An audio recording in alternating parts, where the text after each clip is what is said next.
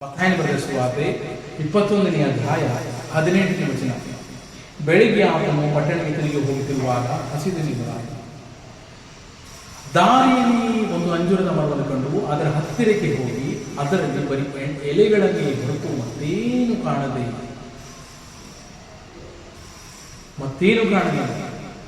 ಯೇಸು ಸ್ವಾಮಿ ಹಸಿದಾಗ ಆತನು ದಾರಿಯಲ್ಲಿ ಒಂದು ಅಂಜೂರದ ಮರವನ್ನು ನೋಡಿದ.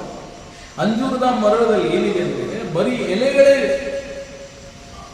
ತುಂಬ ಎಲೆಗಳಿವೆ, ಫಲಗಳಿಲ್ಲ. ದೇವರು ನಿನ್ನನ್ನು ನೋಡುವಾಗ ನೀನು ಫಲಭರಿತ ಮಗನಾಗಿದೆಯಾ, ಫಲಭರಿತ ಮಗಳಾಗಿದೆಯಾ? ದೇವರು ಹಸಿದಾಗ ನನ್ನ ಮಗಳನ್ನು ಏನು ಮಾಡ್ತಾ ಇದ್ದಾನೆ ಎಂಬುದಾಗಿ ನಿನ್ನ ಕಡೆ ದೃಷ್ಟಿಸುತ್ತಿರುವಾಗ ನೀನು ಮಾಡ್ತಿರುವುದೇನು?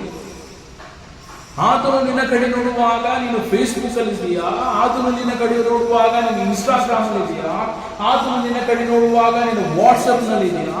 ಆತನು ನಿನ್ನ ಕಡೆ ನೋಡುವಾಗ ಯಾವ ಒಂದು ಸೋಷಿಯಲ್ ನೆಟ್ವರ್ಕ್ ಅಲ್ಲಿ ಇದೆಯಾ? ನಿನ್ನ ಮೈ ತುಂಬ ಎಲೆಗಳಿದೆ, ನೀನು ಹೊರಗಡೆ ನೋಡ್ಲಿಕ್ಕೆ ಎಷ್ಟು ಚೆನ್ನಾಗಿದೆ, ಹಚ್ಚು ಹಸಿರಾಗಿದೆ. ವೆರಿ ಗುಡ್ ಬಿಲೀವರ್ ಎಂಬುದ. ಆದರೆ ನಿನ್ನ ಜೀವಿತದಲ್ಲಿ ಫಲಭರಿತದ ಜೀವಿತವಾಗಿದೆಯಾ? ನನ್ನ ಜೀವಿತದಲ್ಲಿ ನಾನು ಎಷ್ಟು ಫಲವನ್ನ ಕೊಡುವಂತಹ ಮಗನಾಗಿದ್ದೇನೆ, ಎಷ್ಟು ಫಲಭರಿತ ಮಗಳಾಗಿದ್ದೇನೆ ಎಂಬುದಾಗಿ ನೀನು ಯೋಚನೆ ಮಾಡಿದೆಯಾ?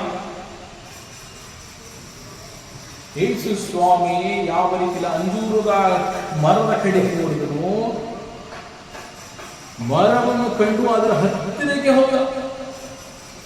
ಅದರಲ್ಲಿ ಬರೀ ಎಲೆಗಳೇ ಹೊರತು ಮತ್ತೇನಿಲ್ಲ. ದೇವರು ನಿನ್ನ ಕಡೆ ನೋಡುವಾಗ ನಿನ್ನ ಜೀವಿತದಲ್ಲಿ ತೋರಿಕೆಯ ಜೀವಿತನ ಬರೀ ಎಲೆಗಳ ಜೀವಿತವಾಗಿದೆಯಾ, ಫಲಗಳ ಜೀವಿತವಾಗಿದೆಯಾ ಎಂಬುದಾಗಿ ಯೋಚನೆ ಮಾಡಿ. ನಾನು ನೀವು ಆತನ ಸನ್ನಿಧಾನದಲ್ಲಿ ಪಶ್ಚಾತ್ತಾಪದ ಹೃದಯದಿಂದ, ಮುರಿದ ಹೃದಯದಿಂದ ಬರುವಾಗ ನಾನು ನೀನು ಫಲವನ್ನು ಕೊಡಲಿಕ್ಕೆ ಸಾಧ್ಯ. ನಾನು ನೀನು ಆತನು ನೋಡುವಾಗ ನಿನ್ನ ಜೀವಿತ ಏನಾಗಿದೆ? ಫಲ ಕೊಡುವಂತಹ ಮೊದಲ ಮಗನಾಗಿ. ಯಾವ ರೀತಿಯಲ್ಲಿ ದೇವರು ಅಂಜೂರದ ಮರವನ್ನು ನೋಡಿದಾಗ ಫಲಗಳಿಲ್ಲದೆ ಹೋಯಿತು, ಆತನು ನಿನ್ನ ಕಡೆ ನೋಡುವಾಗ ನೀನು ಫಲಗಳಿಲ್ಲದೆ ಇದ್ದಲ್ಲಿ ಆತನು ಏನ್ ಮಾಡ್ತಾನೆ? ಇನ್ನು ಮೇಲೆ ನಿನ್ನಲ್ಲಿ ಫಲವು ಎಂದೆಂದಿಗೂ ಆಗದೇ ಹೋಗಲಿ. ಆ ಕ್ಷಣವೇ ಅಂಜೂರದ ಮರವು ಒಣಗಿ ಹೋಯಿತು. ಆ ಕ್ಷಣವೇ ಆ ಅಂಜೂರದ ಮರವು ಒಣಗಿ ಹೋಯಿತು. ಆತನು ನೋಡಿದಾಗ ಬರೀ ಎಲೆಗಳು ಕಾಣಿದವು, ಫಲಗಳು ಕಾಣಲಿಲ್ಲ. ದೇವರು ನಿನ್ನ ಜೀವಿತದಲ್ಲಿ ನಿನ್ನನ್ನು ನೋಡುವಾಗ ನಿನ್ನಲ್ಲಿ ಬರೀ ಎಲೆಗಳಿದ್ದಲ್ಲಿ, ನಿನ್ನ ಫಲ ಭರಿತದ ಜೀವಿತವಿದ್ದಲ್ಲಿ, ದೇವರು ಒಂದು ವೇಳೆ ನಿನಗೆ ಒಣಗಿ ಹೋಗುವಂತ ಆಜ್ಞೆ ಕೊಟ್ಟಿದ್ರೆ ನಿನ್ನ ಜೀವಿತದ ಸ್ಥಿತಿ ಏನಾಗಿರ್ತದೆ? ಯೋಚನೆ ಮಾಡಿ. ಯಾವ ವಿಷಯದಲ್ಲಿ ನಾನು ಹೆಚ್ಚಿನ ಸಮಯವನ್ನು ಕಳೀತಾ ಇದ್ದೇನೆ? ಯಾವ ಸೋಷಿಯಲ್ ನೆಟ್ವರ್ಕ್ ನಲ್ಲಿ ಕಳೀತಾ ಇದ್ದೇನೆ? ದೇವರ ಸನ್ನಿಧಾನದಲ್ಲಿ ಬಿಟ್ಟು ಫಲಭರಿತದ ಜೀವಿತವನ್ನು ಬಿಟ್ಟು ಬರೀ ಎಲೆಗಳ ತೋರಿಕೆಗಾಗಿ ಬರೀ ಎಲೆಗಳನ್ನ ತೋರಿಸ್ತಾ ಓಡಾಡ್ತಾ ಇದ್ದೇನೆ.